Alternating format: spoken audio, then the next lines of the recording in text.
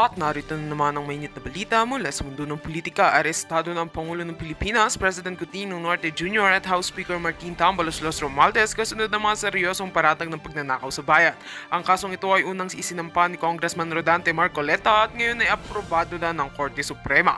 Isang matinding kasong pagnanakaw sa bayan ang isinampa laban kay President Cotino Norte Jr. at House Speaker Martin Tambalos Los Romualdez.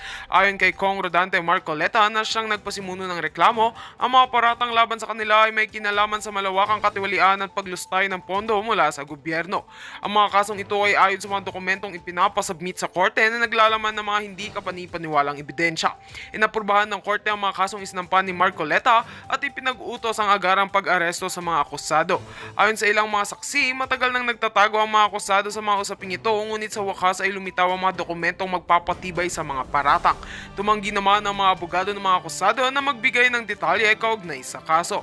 Sa mga kasong tulad nito, ang pangunahing issue ay kung may sapat na ebidensya na magpapatunay sa mga paratang laban sa kanila. Maghihintay tayo sa susunod na mga hakbang sa korte, ngunit ito ay isang malaking hakbang laban sa kontrakatiwalian. Sa ngayon, nakatanggap na ng mga kumakalat na reaksyon mula sa iba't ibang sektor ng lipunan ng isyung ito. Ang ilang mga tao ay nag-aalala tungkol sa posibleng epekto nito sa kasalukuyang administrasyon, habang ang iba naman ay umaasa na magkakaroon ng mga katarungan para sa bayan. Patuloy na susubaybayan ang mga susunod na kaganapan kaugnay sa kasong ito. At yan nga ang mga balitang ating pagkakatutukan, at kung bago ka pa lamang sa aking channel ay huwag kakalimutang mag-like, share and subscribe para updated ka sa aming mga bagong balita dito sa Tatak Pinas.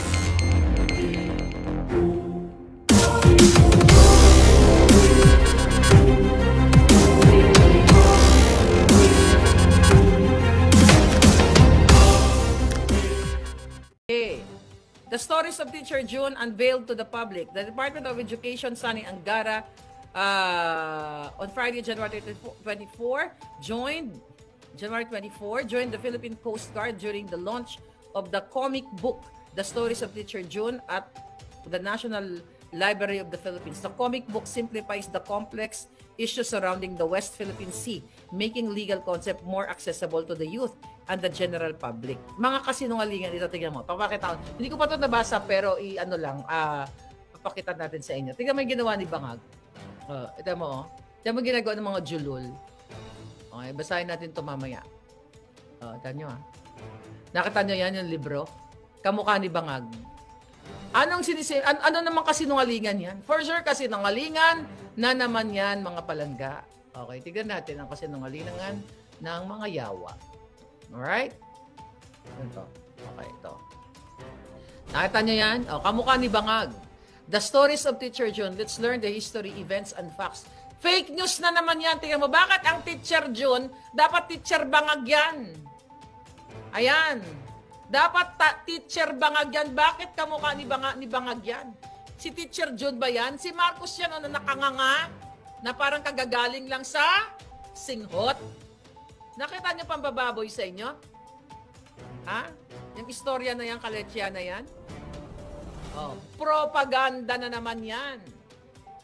Okay? Propaganda na naman yan. Samantalang ang President Trump namin ay, ay nakikipag mabutihan sa China, even sa Russia, para magkaroon ng world peace, para matapos na ang gera sa iba't ibang, lalo na sa Ukraine and Russia.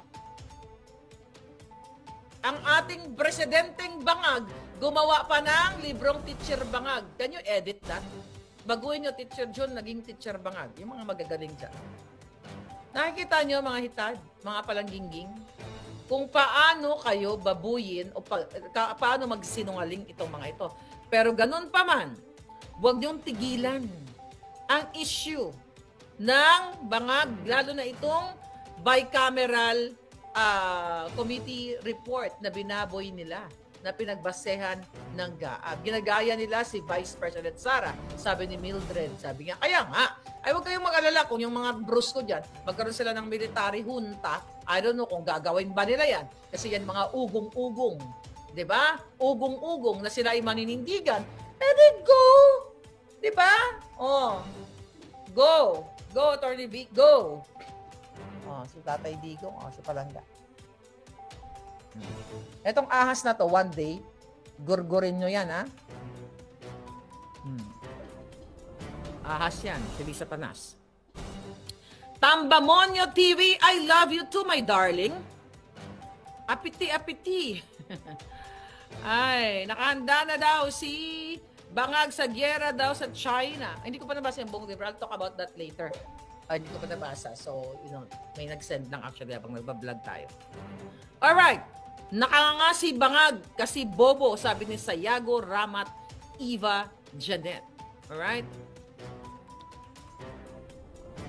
Kaya minamadali ni Trililing na ma-impeach si VP Sara dahil alam nila na hindi na sila mananalo sa Supreme Court. Kaya uunahan na nila ang desisyon sa Supreme Court, sabi ni Carl Tags. Yes, Pinay Swed, thank you. Ayun na nga, paulit-ulit na lang natin yan sinasabi, mga hitad. Okay. Diyos ko, may mga ano dito, oh. Block nga natin to. Ito mga pakana ni Lisa, oh. May mga nakapasok na mga ibang lahi na nagpapakalat dito ng kanilang mga business. Na-block ko na yung mga hayop na yan. Wag nyo. Ito, by the way, sa akin mga palanga. Tingnan mo, pinlag talaga ako ng mga walang hiya, oh. Paulit-ulit na lang. Nakatanggap ako ng ganito, ganyan. Ayan, wag kayong magpapaniwala, ha? Kayong mga palangga dyan sa Pilipinas. Hi, baby doll. Yung mga nakikita nyo sa, dyan sa comment section, na kayo ay kikita ng ganitong halaga, 300,000, 500,000, sa papasok kayo sa ganito ganyang negosyo, scam yan. Scam yan. Si Lisa lahat ang may gawa niyan. Yeah, paano nakapasok yan? Meron din silang mga call center dyan sa Pilipinas. Lahat yan, pati mga elderly kayo, mga pensyonado. Huwag kayo nagpapaniwala, yung mga nagte-text sa inyo, na, hi sweetheart, I love you, ganyan-ganyan. Alam ko lahat ng mga elderly dito na mga balo o mga single, naghahanap din kayo ng mga taong nagsasabi, I love you sweetheart, honey my love.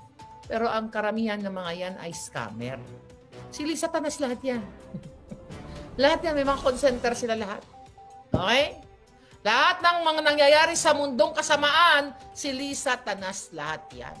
Mag-ingat po kayo, lalo yung mga pensioner, kasi may mga nakarating sa akin na ibinibenta pa yung bahay, nagpapaniwala kayo sa mga love scam na to. Oh my God. Message nyo na lang ako, oh. Ayan. Sumama na lang kayo sa group travel namin. May entertainer pa kayo, di ba? Sumasayaw, kumakanta rin ako, di ba? Ang saya ng buhay ninyo. Sa mga gustong mag-travel na hindi kayo sinasama ng anak nyo kasi busy sila sa buhay nila, sa akin kayo sumama. We're gonna have fun. Only one life to live in this world. Enjoy your retirement with us. Kasi kami, iikot kami ng mundo. Budget lang. Sama kayo? Abangan nyo yung abangan nyo yung aking travel agency. Magpabook kayo doon. Alright? Marami tayong business partners doon. Yeah. Hindi, I'm serious. Hindi ako nagbibiro. I know. Kasi ang dami nag-message sa akin na mga dito sa Amerika, sa Europe. Miss Mary, kasama naman ako sa travel mo. May mga ganon, di ba? Gusto niyo ba ako kasama? Masaya kaya ako kasama. Hindi politika pag-uusapan natin.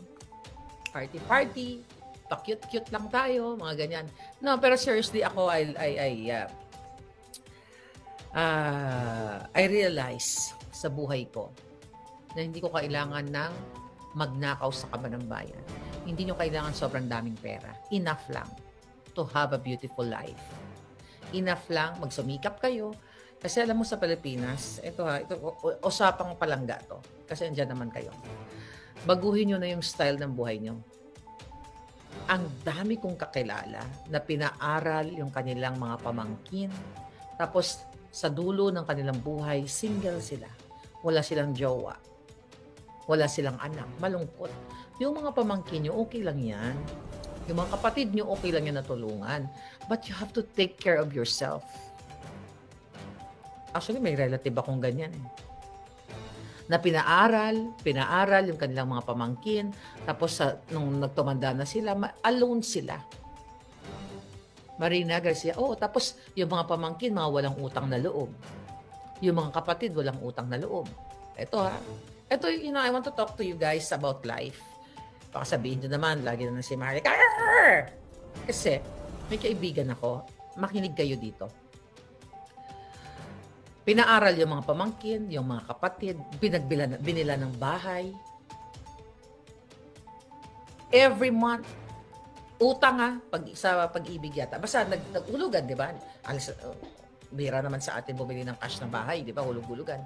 So itong si Palangga, every month, nagpapadala ng pang monthly amortization, panghulog doon sa bahay.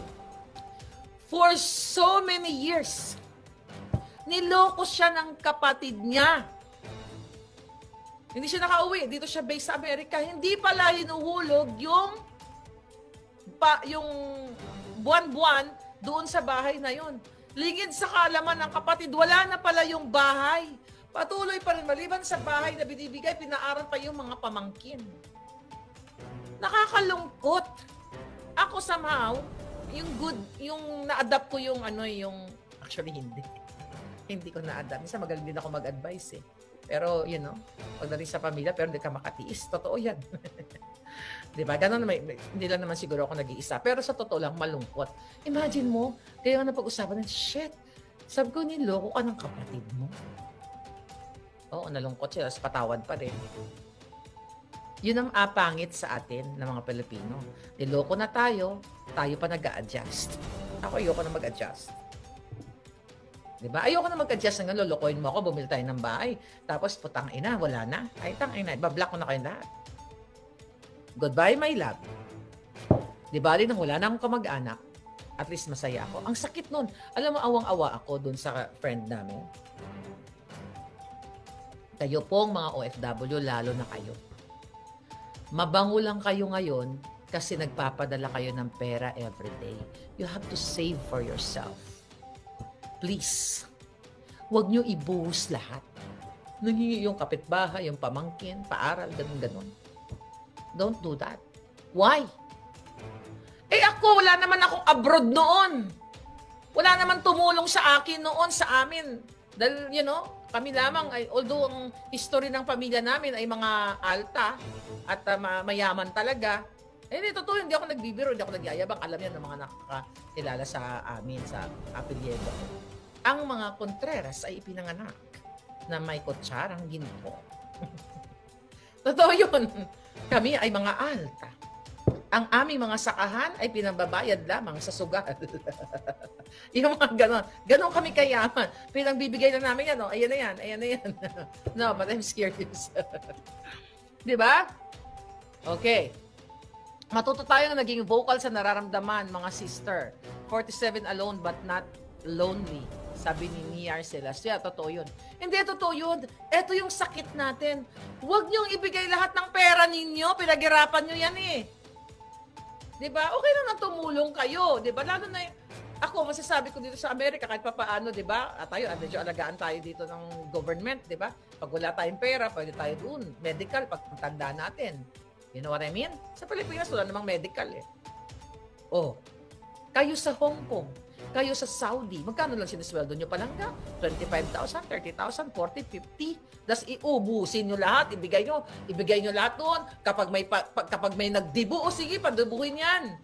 Tapos pag may fiesta, pakainin lahat ng buong barangay. Don't do that. Ako hindi ko ugali yan. Don't do that na kapag fiesta sa inyong barangay, pakainin nyo lahat ng mga taong pumupunta sa inyo. Sa amin, ganyan eh. I remember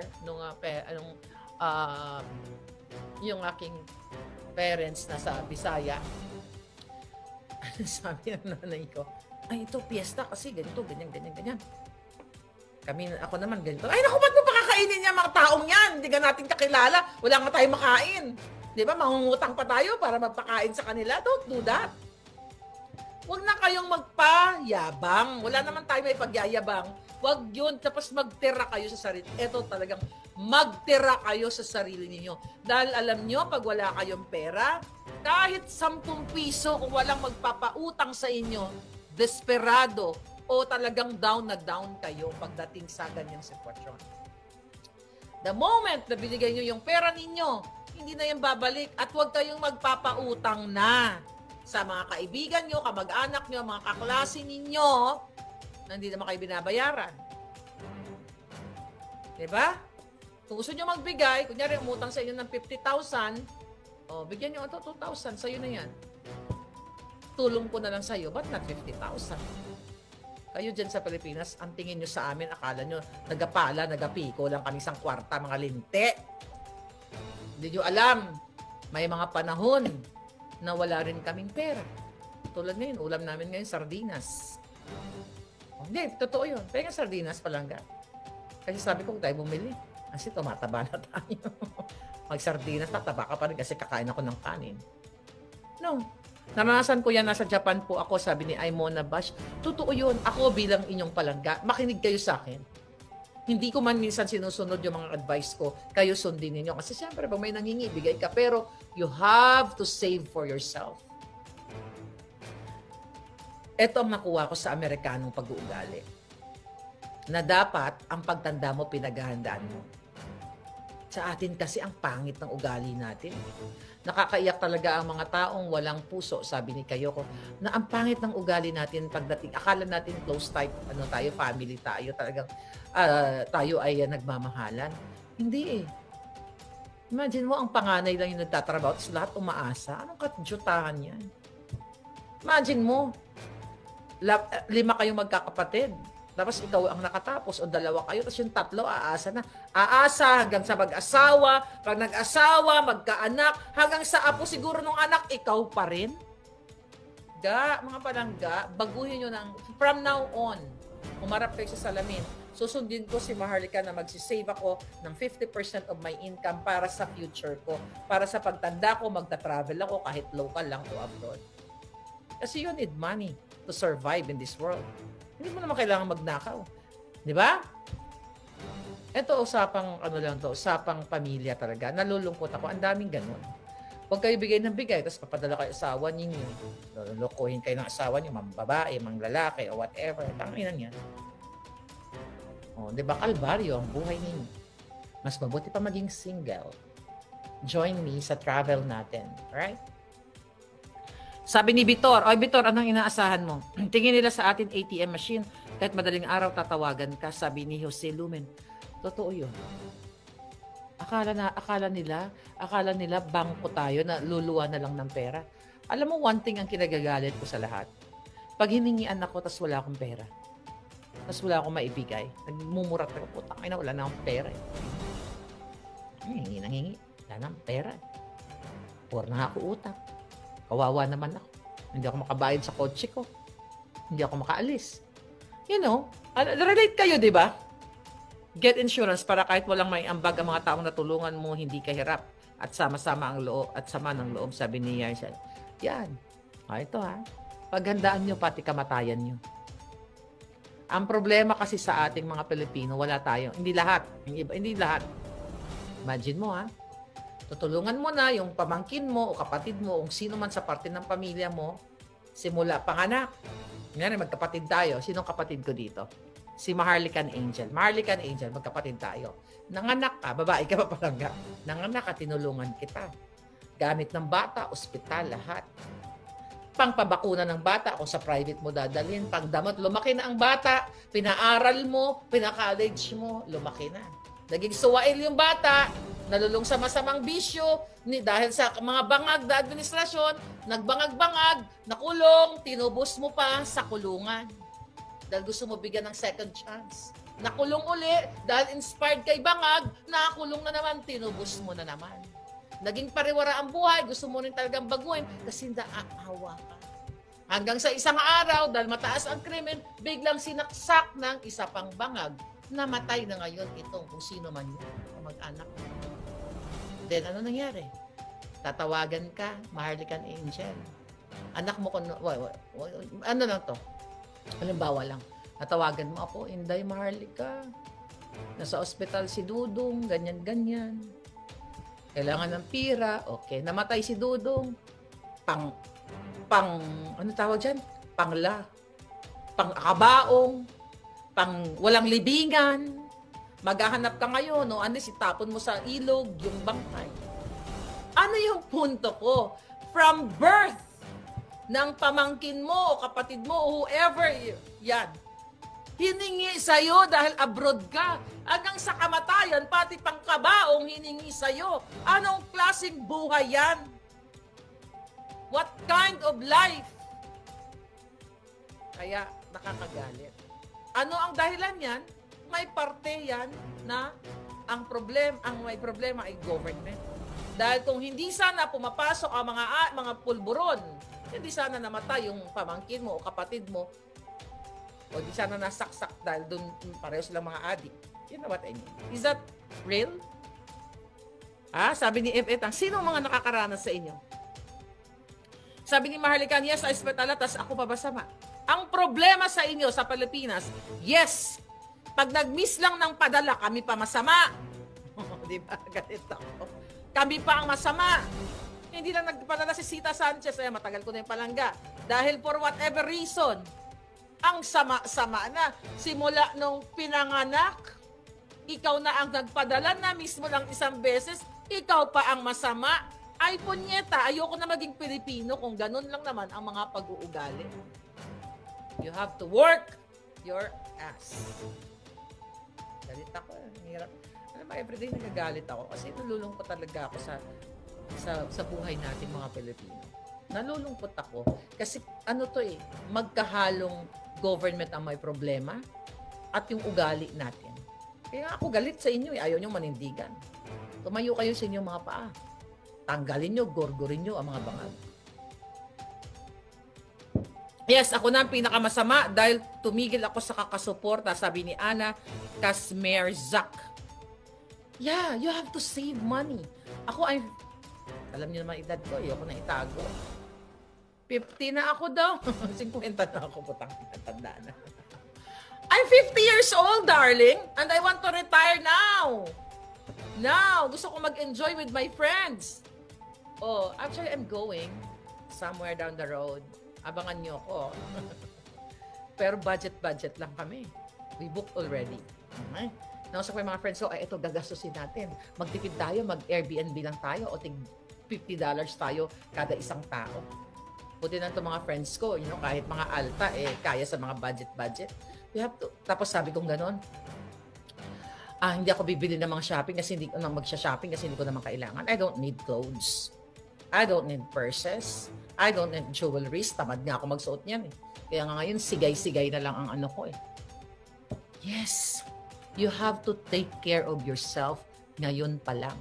At matuto kayong magsabi sa mga magulang nyo, sa mga kapatid nyo, kung ano yung nararamdaman.